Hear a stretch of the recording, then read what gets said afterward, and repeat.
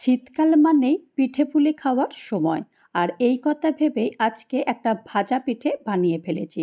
তার জন্য এখানে আমি ১ কাপ মতো ভাজা মুগ ডাল নিয়েছি। আর হাফ মতো আমি রাঙা আলু নিয়ে নিয়েছি। সামান্য নুন আর হলুদ দিয়ে আর একটু জল দিয়ে একটা সিটি দিয়ে নিয়েছি। তারপরে সিটিটা খুলে তারপরে এখানে পরিমাণ মতো আমি আখের গুড় নিয়েছি। আখের গুড় দিয়ে বেশ ভালো করে এটাকে মিশিয়ে দিয়েছি।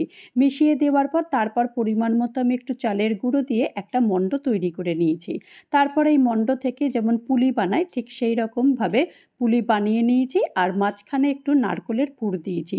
নারকোলের পুরটা আমি আগে থেকেই বানিয়ে রেখে দিয়েছিলাম। ব্যাস দেখো পুলিটা তৈরি হয়ে গেছে।